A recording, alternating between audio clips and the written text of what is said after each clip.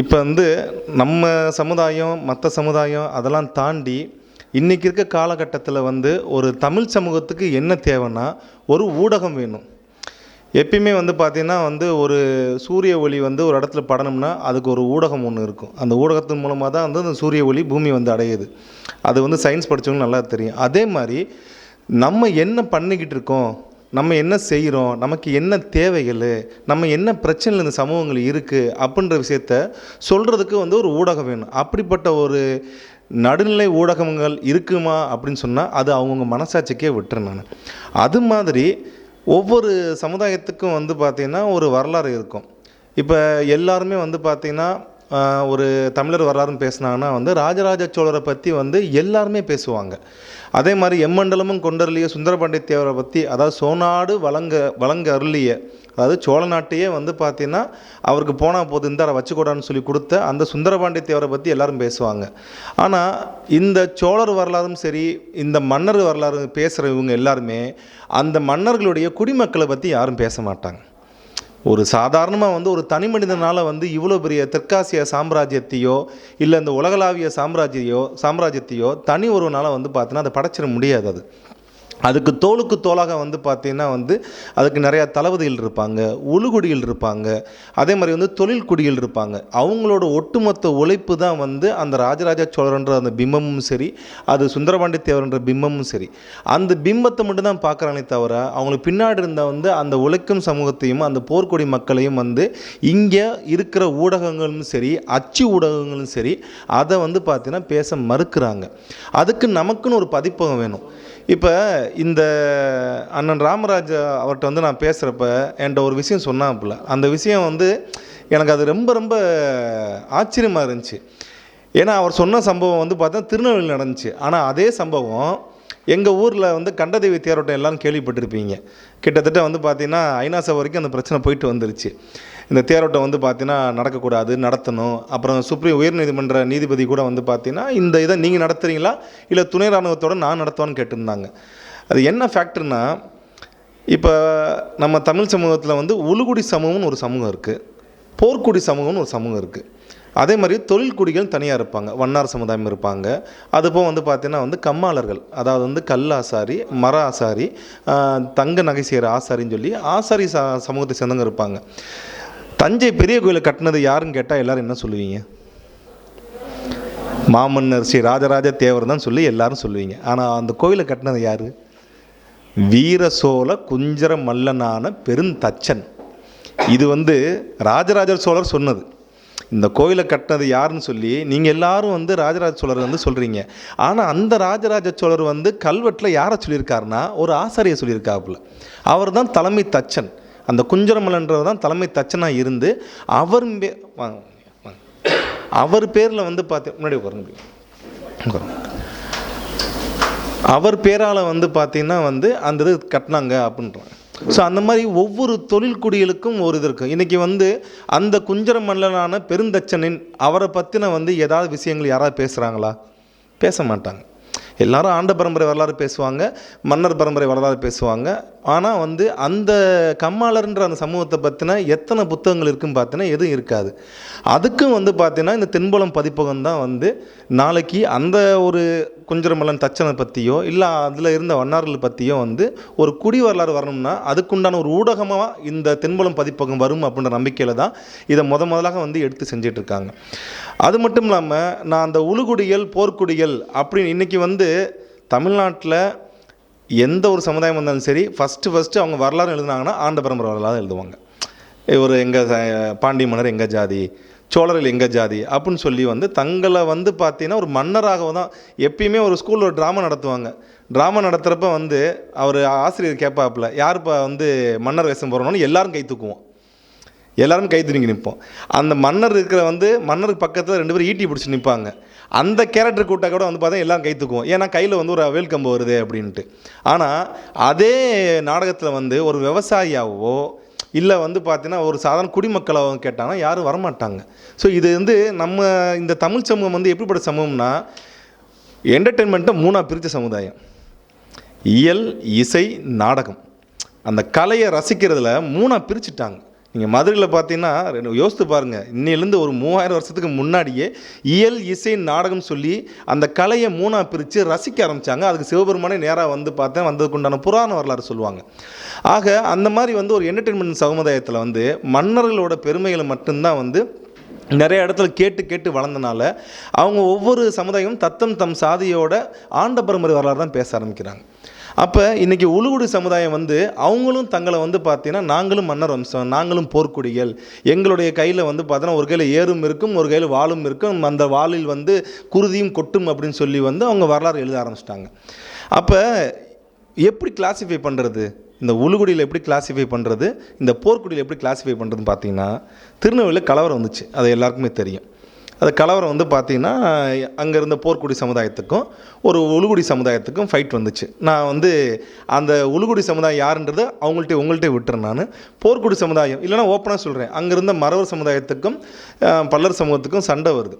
சண்டை வரப்போ 2 பேரும் மோதிக்கிறாங்க. மோதுறப்போ வந்து வேலையாக மறவர்கள் என்ன பண்ணுவாங்கன்னா வயலை பித்தி வச்சு விட்ருவாங்க. நேராக போயிட்டு வந்து வயலை பித்தி வச்சு விட்ருவாங்க. வயலில் கதிர் பூரா வந்து பார்த்தீங்கன்னா நல்லா வளைஞ்சு தலைஞ்சு இருக்கிறப்ப வந்து கொளுத்தி விட்டுருவாங்க. திருப்பி அவங்க வந்து செய்ய மாட்டாங்க. ஏன் தெரியுமா? எதனால்? ஏன்னா அவங்களுக்கு வந்து பார்த்திங்கன்னா வந்து தொழிலும் தெய்வமும் வந்து பார்த்திங்கன்னா அந்த நிலத்தை சார்ந்தது தான். நம்ம மக்களுக்கு, மறவர் மக்களுக்கு வந்து எப்படிப்பட்ட வரலாறுனா, ஒரு நாட்டை போய் அடித்து வந்து தரமட்டமாக்கிடணும், அந்த நாட்டை கைப்பற்றணும், அடித்து பிடுங்கணும். இப்போ சோழ மன்னர்களும் பாண்டி மன்னர்களும் வந்து பார்த்தீங்கன்னா வந்து விவசாயம் பண்ணியா தன்னுடைய மக்களை வந்து மேலே கொண்டு வந்தாங்க? கிடையாது. ஒரு நாடு விட்டு நாடு போய் படையெடுத்து போய் கரிகால சோழனோட படையெடுப்பில் வந்து பார்த்திங்கன்னா பாண்டி நாட்டில் இருந்த நெல்மணிகளை பூராத்தையும் தண்ணியை வந்து உடச்சி ஒவ்வொரு கண்மாய்களையும் ஒவ்வொரு ஆறையும் உடச்சி அதை நாசப்படுத்தான்னு சொல்லி வந்து இலக்கியங்கள் சான்றுகள் இருக்குது. அப்படி இருக்கிறப்ப அந்த மக்கள்கிட்ட போய் கேட்குறாங்க, போய் என்ன ஏன் நம்ம வயலப்புறம் கொளுத்தி விட்டான்றீங்க, நீங்கள் போய் பதில் கொளுத்த மாட்டீங்களானதுக்கு அது எங்கள் தெய்வம் அப்படின்ட்டாங்க. ஸோ இதில் தான் வந்து கிளாஸிஃபை ஆகிறாங்க. அவங்க யார் உளுகுடிகள், யார் போர்க்குடிகள்ன்றது. போர்க்குடிகளுக்கு வந்து பார்த்திங்கன்னா அது நெல்லும் சரி, மண்ணும் சரி, கட்டிடமும் சரி, மாளிகைகளும் சரி, எல்லாமே ஒன்று தான். அவனுக்கு அடித்து உடனே உடச்சிருவான், உடச்சி கைப்பற்றிடுவான், கைப்பற்றி தன்னோட மண்ணட்டை வந்து காலையில் வச்சுட்டு போயிட்டே இருப்பான். ஸோ இதுதான் வந்து இந்த மாதிரி வந்து ஒவ்வொரு உளுகுடி சமுதாயத்திற்கும் ஒவ்வொரு போர்க்குடி சமுதாயத்துக்கும் வந்து பார்த்திங்கன்னா அந்த வரலாறுகளை வந்து அவங்க எடுத்து சொல்லணும். இப்போ ஐயா எனக்கு முன்னாடி கூட பேசினாப்புல, நாங்களும் வெளியே போயிட்டேன், இந்த உண்மரி எங்கள் குழுவில் இருந்தாப்புல இந்த மாதிரி விஷயங்கள்லாம் சொன்னாப்புல. உண்மையிலேயே ரொம்ப ஆச்சரியமாக இருந்துச்சு. இந்த 2 நாள் நடக்கிற ஃபேஸ்புக்லேயும் சரி, ஊடகத்துலையும் சரி, அந்த வர விஷயங்களை பார்த்து பிள்ளைமார் சமுதாயம் முதல்ல வந்து பார்த்திங்கன்னா வந்து வன்முறையை கையில் எடுத்துங்க. வன்முறைன்னு கூட கிடையாது, அவங்க எதிர்த்து வந்து கேள்வி கேட்டு அடிக்கிற அளவுக்கு போயிட்டாங்க.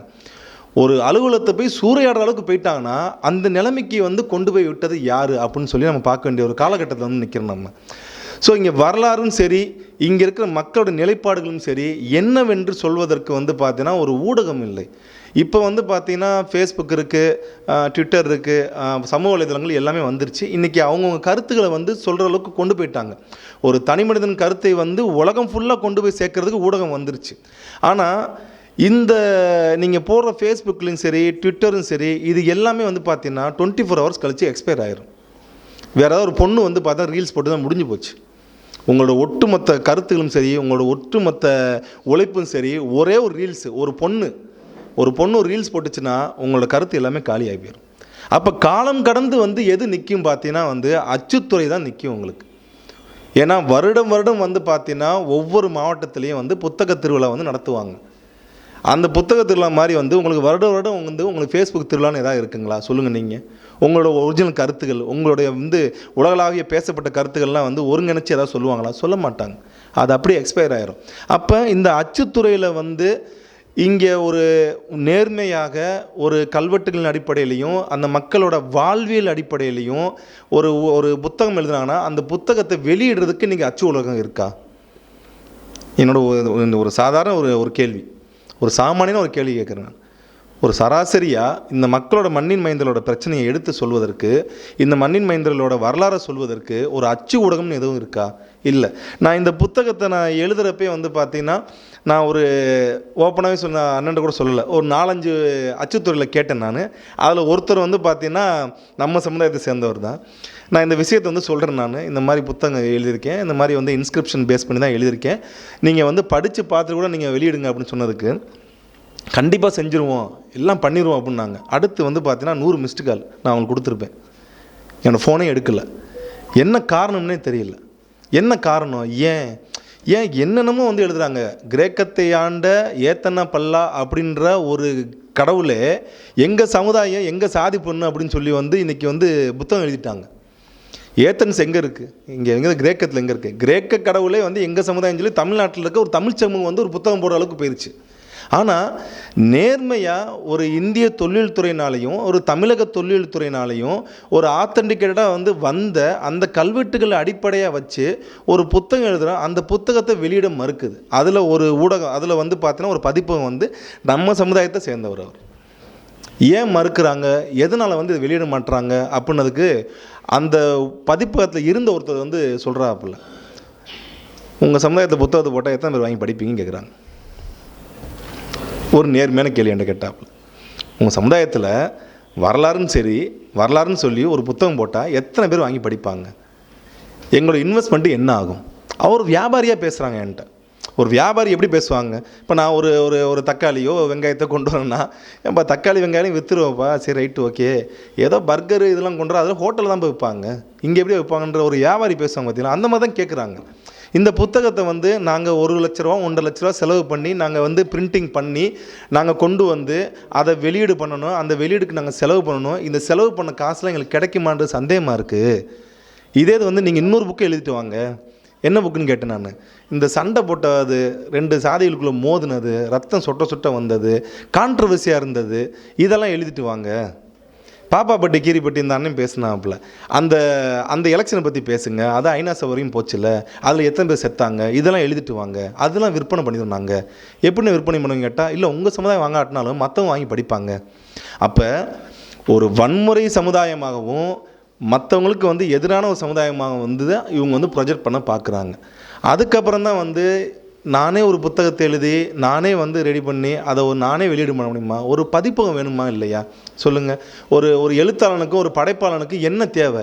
நான் என்ன சொல்ல வரேன்றதை வந்து மக்களுக்கு நான் எப்படி கொண்டு போய் சேர்க்கறது? நான் இப்போ உங்கள்கிட்ட வந்து இந்த ரூமில் இருக்கீங்க, உங்களை எல்லாத்தையும் நான் பேசுகிறேன், நீங்கள் எல்லாம் உள்வாங்கிட்டீங்க. இந்த உள்வாங்கின கருத்தை வந்து பார்த்தீங்கன்னா பொதுமக்கள்கிட்ட கொண்டு போய் எப்படி சேர்க்கறது? அதை நான் என்ன பண்ணுறது? இப்போ அவர் ஐயா பரமன் ஐயா சொன்னாப்புல, இந்த தென்கழக நாடு அப்படின்னு சொல்லி வந்து ஒரு புத்தகம் இருந்துச்சு. எத்தனை பேர் இங்கே வாங்கி படிச்சிருப்பீங்கன்னு தெரியாது. அதாவது தமிழ்நாட்டில் இருக்கிற கல்வெட்டுகள்லையே நீங்கள் எல்லா கல்வெட்டுமே வந்து பார்த்தீங்கன்னா ஒரு 11ஆம் நூற்றாண்டுக்கு, அந்த 10ஆம் நூற்றாண்டு 11ஆம் நூற்றாண்டுக்கு அப்புறம் வந்து பார்த்தீங்கன்னா இந்த கல்வெட்டில் உள்ள செய்திகளையோ இந்த கல்வெட்டுகளில் உள்ள ஆணைகளையோ அதை நீங்கள் மீறினால் காராம்பசுவை கொன்றதுக்கு சமம், கங்கை கரையிலேயே பிராமணர்களை கொண்டதுக்கு சமம் இப்படின்னு சொல்லி தான் நம்மளோட பாண்டியர் கல்வெட்டுகளும் சரி சோழர் கல்வெட்டுகளும் சரி நீங்கள் எல்லாத்தையும் பார்த்துருப்பீங்க, கல்வெட்டு வாசிப்பாளர்களுக்கு தெரியும். ஆனால் தமிழ்நாட்டு வரலாறுலேயே முறையாக இந்த கல்வெட்டில் உள்ள அரசாணையை மீறினவர்கள் தாய்மாமனை கொன்றதற்கு சமம் அப்படின்னு சொல்லி அந்த கல்வெட்டு வாசகம் வரும். இது வந்து பார்த்தீங்கன்னா தமிழ்நாட்டில் இருக்க எந்த ஒரு கல்வெட்டுலையுமே நீங்கள் படிச்சிருக்க மாட்டீங்க. அந்த வட்டாரத்தில் உள்ள கல்வெட்டு முன்னே வந்திருக்காது. ஏன் வந்திருக்குன்னா இன்றைக்கும் தாய்மாமன் என்கிற அந்த முறையை வந்து தூக்கி செமர்ந்து தாய்மாமனை வந்து தாய் தந்தையை விட கடவுளை விட இன்றைக்கும் முஸ்லிம்பட்டி பகுதியில் வந்து ஒரு இது இருக்குது, சுதந்திர பெண் அப்படின்னு சொல்லி. சொந்த தாய்மாமன் மகளை கல்யாணம் பண்ணலைன்னா வந்து அபராதம் போடுவாங்க. அவங்க போய் அந்த பொண்ணை கட்டலைன்னா அவங்கள போய் ஃபைன் கட்டிட்டு அப்புறம் தான் வந்து நீங்கள் வேற ஒரு பொண்ணை பார்க்கணும். ஸோ அந்தளவுக்கு தாய்மாமனுக்கு உண்டான அந்த இதை கொடுக்கறதுக்கு உண்டான அந்த சமுதாயம் வந்து அந்த வாழ்கிற அந்த பகுதியில் வந்து அந்த கல்வெட்டு கிடைக்கிது. இதை வந்து பார்த்தீங்கன்னா தஞ்சாவூரில் இருக்கிற ஒரு பேராசிரியர் வந்து பார்த்தீங்கன்னா படியெடுத்து தென்கழக நாடு அப்படின்னு சொல்லி வந்து பார்த்தீங்கன்னா அவர் வெளியிடுறாப்புல அவர். ஆக இந்த விஷயம் கூட வந்து பார்த்தீங்கன்னா ஒரு மக்கள்கிட்ட கொண்டு போய் சேர்க்க முடிஞ்சானா வந்து இன்னும் சேர்க்க முடியல.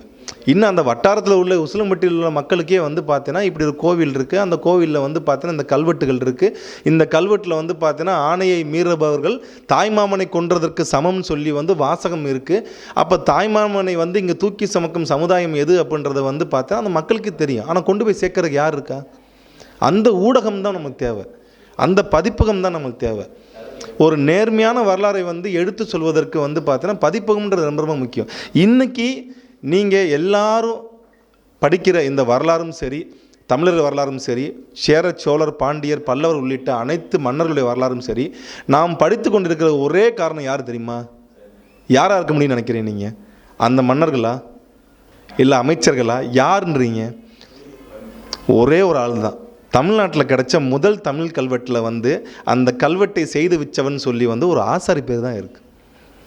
இன்றைக்கி இருக்கிற எல்லா வகையான கல்வெட்டுகளும் சரி, எல்லா வகையான வரலாறும் சரி, நமக்கு எழுதி கொடுத்து சென்றவர்களும் சரி, நம்மளோட வாழ்ந்து கொண்டிருக்கிற இந்த கம்மாளர் என்ற சமுதாயம் தான், வேறு யாரும் கிடையாது. அவங்க தான் அன்னைக்கு இருந்த அச்சு ஊடகம். வாங்க அன்னைக்கு இருந்த அச்சு ஊடகமும் அவங்களும் தான். அன்னைக்கு அவங்க தான் ஊடகமாக இருந்தாங்க, பதிப்பகமாக இருந்தாங்க. அதே மாதிரி வந்து புலவர்கள் சொல்கிற அனைத்து வகையான இலக்கியங்களையும் வந்து பார்த்தீங்கன்னா வந்து ஓலையில் எழுதி வச்சாங்க, கற்களில் எழுதி வச்சாங்க. செப்பேடு, நீங்கள் எந்த செப்பேடு பார்த்தீங்கன்னாலும் அந்த செப்பேடை செஞ்ச அந்த தட்டார் அப்படின்ற வார்த்தை வரும். தட்டார்னா வந்து அது அந்த கம்மாள சமுதாயத்தை சேர்ந்தது. ஸோ அவங்க தான் வந்து அன்னைக்கு பதிப்பகத்துக்கு உண்டான வேல்யூபிளாக இருந்தாங்க, ஒரு நேர்மையாக நடந்துக்கிட்டாங்க. இன்றைக்கி பதிப்பகன்றது அப்படி கிடையாது. இன்றைக்கி நவீன காலகட்டத்தில் வந்து அது அச்சு ஊடகமும் சரி, பதிப்பகமும் சரி, இல்லை வந்து பார்த்தீங்கன்னா இதர மீடியா, நான் மீடியா எல்லாமே வந்து பார்த்திங்கன்னா ஒரு அரசியல் சார்ந்தோ, இல்லை ஒரு சமுதாயம் சார்ந்தோ, இல்லை ஒரு குறிப்பிட்ட கருத்தியல் சார்ந்தோ அதை நோக்கி வந்து பார்த்தா அவங்க போக ஆரம்பிச்சிட்டாங்க. அப்போ நமக்குன்னா ஒரு நேர்மையாக ஒரு புத்தகத்தை வெளியிடுறதுக்கு நாங்கள் இருக்கோம், நீங்கள் உங்களோட புத்தகத்தை எடுத்துகிட்டு வாங்க. இப்போ நான் இந்த புத்தகத்தை எடுத்து வந்தப்போ அவர் ராமன் ராஜா அண்ணன் என்ன சொன்னார்னா வந்து நேர்மையாக இருந்தால் தான் வந்து இதை கொண்டு போவோம் அப்படின்னாப்புல. நேர்மை மீன்ஸ் இதில் வந்து உண்மைத்தன்மை இருக்கணும், கல்வெட்டுகள் வந்து பார்த்தீங்கன்னா ஒரிஜினலாக இருக்கணும். நீங்கள் கல்வெட்டு வச்சு எழுதியிருக்கீங்களா இல்லை கற்பனையில் எழுதியிருக்கீங்களான்னு கேட்டால், அவரும் நானும் வேறு சமுதாயம் கிடையாது, வேறு மதமும் கிடையாது, ஒரே மதுரை பாண்டி மண்டலத்தை சேர்ந்தவர் தான். இருந்தாலும் என்கிட்ட வச்சு அந்த நேர்மையான கேள்விகள் இருக்குது பார்த்தீங்களா, அந்த கேள்விக்கு வந்து பார்த்தேன் நான் பதிலாக என்னோடய புத்தகத்தை கொடுத்தேன். நீங்கள் பாருங்கண்ணே, நீங்கள் பார்த்துட்டு வந்து இதை படித்து சொல்லுங்கள் அப்படின்னு. நான் அந்த மாதிரி வந்து நான் போய் அப்ரோச் பண்ண எந்த பதிப்பகத்திலும் அப்படி பேசவே இல்லை. இது எப்படி விற்கும், இதை நாங்கள் எப்படி வியாபாரம் பண்ணுறது, இந்த மாதிரி தான் வந்தாங்க. சரி, மக்களுக்கு உண்மையை கொண்டு போய் சேர்ப்போமே அப்படின்னு சொல்கிற அந்த இடத்துல வந்து இன்றைக்கி இருக்க காலகட்டத்தில் யாருமே இல்லை. ஆக இந்த வாய்ப்பை, இந்த தென்புலம் பதிப்புன்ற அந்த வாய்ப்பை வந்து பார்த்திங்கன்னா அனைவரும் வந்து பயன்படுத்திக்கலாம். இது வந்து பார்த்திங்கன்னா இது முக்குலத்தோருக்கானதா, இல்லை வந்து பார்த்தீங்கன்னா வந்து இது பிற்படுத்துகிற மக்களுக்காண்டியதா, இல்லை இது உயர் ஜாதி மக்களுக்காண்டியதா அப்படின்னு சொல்லி வந்து இது கிடையாது. இதில் நேர்மையாக அது எந்த சமுதாயமும் சரி, நீங்கள் முதுகுலத்தூர் கலவரத்தை வந்து பார்த்தீங்கன்னா அவர் அண்ணன் சொன்ன மாதிரி வந்து நிறைய விஷயம் எடுத்து சொன்னாப்புல, அதே முதுகுலத்தூர் கலவரத்தை நீங்கள் ஆதாரத்தோடு கொண்டு வந்து அதை மாற்று சமுதாயம் இருந்தாலும் சரி, எந்த சமுதாயம் இருந்தாலும் சரி, அதை கொடுத்தாங்கன்னா அதை வெளியீடு பண்ணுறதுக்கு அவங்க வந்து நேர்மையாக இருந்துச்சுன்னா கண்டிப்பாக வெளியிடுவாங்க. ஆக இந்த பதிப்பகன்றது வந்து நமக்கு வந்து பார்த்திங்கன்னா உயிரானது. ஏன்னா நம்ம சொல்கிற வேண்டிய விஷயத்த மக்கள்கிட்ட கொண்டு போய் சேர்க்கறது பதிப்பகம் தான் சேர்க்கும். இப்போ நான் வந்து எழுதிட்டேன், நான் ஒரு 8 வருஷமாக வந்து பார்த்தேன்னா அதை பார்த்து எழுதிட்டு இப்போ மக்கள்கிட்ட கொண்டு போய் எப்படி சேர்ப்பேன்? நான் போய் ஒரு தனி மனிதனாக நான் எப்படி போய் சேர்க்க முடியும்? அதே மாதிரி தான் எல்லா படைப்பாளிக்கும், எல்லா எழுத்தாளருக்கும் உண்டான வலியும் வேதனையும் அதுதான். இப்போ இந்த மீட்டிங் ஹால்லே வந்து பார்த்தீங்கன்னா 2 முனைவர்கள் இருக்காங்க, வரலாற்று ஆய்வாளர் இருக்காங்க. அதுபோல் வந்து பார்த்தீங்கன்னா துளிர் அவர் வந்து பார்த்தீங்கன்னா என் கூட வந்து ஸ்கூல் படித்தவர். இன்றைக்கி நானும் அவரும் 14 வருஷம் கழித்து பார்க்குறோம். இவரை வந்து பார்த்தீங்கன்னா அப்ரோச் பண்ணுறோம். நிறைய இடத்துல வந்து பார்த்தீங்கன்னா அவரும் வந்து பார்த்தீங்கன்னா கட்டுரைகள், மேடை பேச்சு நிறையா வந்து பேசுகிறாப்புல. அந்த மாதிரி ஒரு அறிவார்ந்த மக்கள் மத்தியில் தான் வந்து நான் வெளியிடணும்னு நான் விருப்பப்பட்டேன். நான் இதை வந்து பார்த்தீங்கன்னா நான் அக்டோபர் மாதம் நான் போட்டிருந்தேன்னா அது எப்படி கூட்டம் வந்திருக்கும், அது எப்படி பிரம்மாண்டப்பட்டிருக்குன்றது எனக்கு தெரியும். எனக்கு அது தேவை கிடையாது. நான் ஓப்பனாகவே சொல்கிறேன். நான் ஒரு புத்தகன்றது வந்து பார்த்தீங்கன்னா வந்து 50 இல்லை 5 அறிவார்ந்த ஒரு ஆள்கிட்ட போய் சேர்ந்துருச்சுன்னா அந்த 5 பேருன்றவங்க பார்த்தீங்கன்னா வந்து இது ஒரு தீர்ப்பொறி மாதிரி. இது அவங்க எப்படி கொண்டு போய் மக்கள்கிட்ட சேர்ப்பாங்கன்றது எனக்கு நல்லா தெரியும். அதனால தான் முனைவர்களும், ஒரு பேராசிரியர்களும், ஒரு மானுடவியல் ஆய்வாளர்களும், ஒரு வரலாற்று ஆய்வாளர்கள் மத்தியில் தான் வந்து இது கொண்டு போய் சேர்க்கணும். அதை ரெகக்னைஸ் பண்ணுற பதிப்பகம் எங்கே இருக்குதுன்னு பார்த்தீங்கன்னா ரொம்ப கம்மி. அதனால தான் நமக்கு உண்டானதை வந்து பார்த்தீங்கன்னா நாமே உருவாக்கிக்கிடுவோம் அப்படின்னு சொல்லி தான் வந்து அப்ரோச் பண்ணுறப்ப இந்த தென்புலம் பதிப்பகம் அப்படின்ற விஷயம் வந்துச்சு. தயவுசெய்து உங்களோட கருத்துக்களும் சரி, உங்களோட வரலாற்று ஆய்வுகளையும் சரி, எதையுமே வந்து பார்த்தீங்கன்னா ஒரு ஃபேஸ்புக் முகநூலில் எழுதுகிறோடு நிப்பாட்டிடாதீங்க, ஒரு பிளாக்ல எழுதுகிறோடு நிப்பாட்டிடாதீங்க, உங்கள் மனசுக்குள்ளே நீங்கள் யோசிக்கிறோடு நிப்பாட்டிடாதீங்க, ஒரு டீ கடையில் 4 பேர்ட்டு பேசுகிறோடு நிப்பாட்டிடாதீங்க. அதை வந்து பார்த்தீங்கன்னா ஒரு பேனா முனையை வைத்து நீங்கள் வந்து கொண்டு வருங்க. ஒரு பேப்பரில் கொண்டு வரது தான் விஷயமே இருக்குது. நான் முகநூலில் எனக்கு வந்து பார்த்தீங்கன்னா அந்த கட்டுரை எழுதுகிறப்ப எனக்கு பெருசாகவே தெரியாது. எனக்கு ஒரு கல்வெட்டு கிடைக்கும், டக்குன்னு அந்த கல்வெட்டு எடுப்போம். அந்த கல்வெட்டுக்கு உண்டான அர்த்தம் என்ன, அதுக்கு வந்து இந்தியன் ஆர்காலஜி டிபார்ட்மெண்ட் என்ன ரெஃபரன்ஸ் பண்ணியிருக்காங்க, தமிழ்நாடு ஆர்காலஜி டிபார்ட்மெண்ட் வந்து இதை படி எடுத்திருக்காங்களா, ரிலீஸ் பண்ணியிருக்காங்களா, இதை பற்றி வந்து பார்த்தீங்கன்னா வெங்கடசாமி நாட்டார் என்ன சொல்லியிருக்காப்புல, இதை பற்றி வந்து பார்த்தீங்கன்னா வந்து சதாசிவ பண்டாரத்தார் என்ன சொல்லியிருக்காப்புல, இதை பற்றி நீலகண்ட சாஸ்திரி ஐயா என்ன சொல்லியிருக்காப்புல, இதெல்லாம் பார்த்துட்டு ஒரு கட்டுரையாக வந்து பார்த்தா டக்கு டக்குன்னு டைப் பண்ணுவோம். இதை பார்த்தீங்களா இந்த மாதிரி இந்த ஊர் கல்வெட்டு இந்த மன்னர் அப்படின்னு எழுதிட்டு முடிச்சிருவோம். ஆனால் இந்த புத்தகம் எழுதுகிறப்ப வந்து பார்த்தோன்னா உட்காந்து எழுத ஆரம்பிக்கிறோம். பார்த்தீங்களா, விருமணி படத்தோட டைலாக் வரும், வாயில் பேசுகிறப்ப பேப்பரில் எழுதுகிறப்ப வராது பூ அப்படின்வாங்க. பார்த்தீங்களா, அந்த விஷயம் தான் உண்மையாக தெரிஞ்சு எனக்கு. ஆனால் அதை எழுதுகிறப்ப தான் அதோட கஷ்டம் தெரிஞ்சு எனக்கு. நம்ம வந்து புத்தகம்லாம் போடுவாங்க, ஒரு புக் ரிலீஸ் பண்ணியிருக்காங்க, ரைட்டு ஓகே பண்ணுவோம். ஆனால் அதை நானாக உட்காந்து அந்த புத்தகத்தை எழுதுகிறப்ப தான் அதோட வலியும் வேதனையும் கஷ்டம் என்னன்றது தெரிஞ்சு. ஒரு இடத்துல எழுதுகிறப்ப வந்து பார்த்தீங்கன்னா ஒரு வார்த்தை மாறினாலும் அந்த அந்த புத்தகத்தோட வடிவமே மாறிடும், அந்த கல்வெட்டோட வடிவமே மாறிடும். நம்ம சொல்ல வேண்டிய விஷயமே வந்து பார்த்தோன்னா புனைவாக மாறிடும்.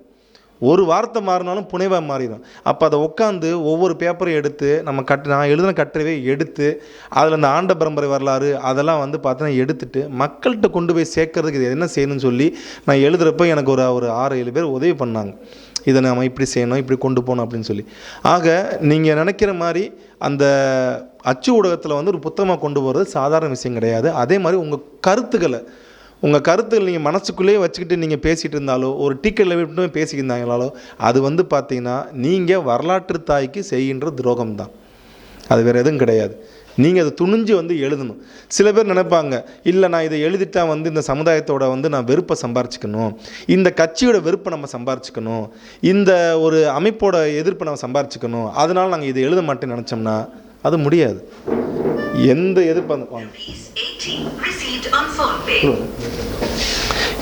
எதிர்ப்பாக இருந்தாலும் எந்த ஒரு விஷயமா இருந்தாலும், நீங்கள் மதுரையை சேர்ந்தவங்க, நம்ம நக்கீரர் மதுரையை சேர்ந்தவர். சிவபெருமான் வந்தப்பே வந்து பார்த்தீங்கன்னா நெற்றிக்கண் திறப்பினும் குற்றமேன்னு சொன்ன அந்த காலத்தில் இருந்த ஒரு பத்திரிகையாளர்னு வச்சுக்கோங்களேன், பத்திரிகையாளர் வச்சுக்கோங்க. ஏன்னா கவிதை ஒருத்தன் எழுதியிருப்பாங்க, குறை மட்டும் கண்டுபிடிக்கிறதுக்கே வந்துட்டாயா அப்படின்னு சொல்லி கூட சிவபெருமானே கேட்பாப்புல. இதை நீங்கள் புராணமாக பார்த்தாலும் அதில் நீங்கள் ஒரு விஷயத்தை வந்து பார்த்தீங்கன்னா மனசு நினச்சிக்கோங்க, இது என்ன சொல்ல வருது இந்த புராணம், மக்கள்கிட்ட என்ன சொல்ல வராங்க, என்ன கன்வே பண்ணுறாங்கன்னா வந்து யாராக இருந்தாலும் சரி, அது கடவுளாகவே இருந்தாலும் சரி, அது தவறு தான் அப்படின்னு சொல்கிற அன்னைக்கு இருந்த வந்து பார்த்தீங்கன்னா ஒரு பத்திரிகையாளர் தான் நம்ம நக்கீரன் அவர்கள், அன்னைக்கு இருந்த ஊடகவியாளர் தான் வந்து நக்கீரன் அவர்கள்.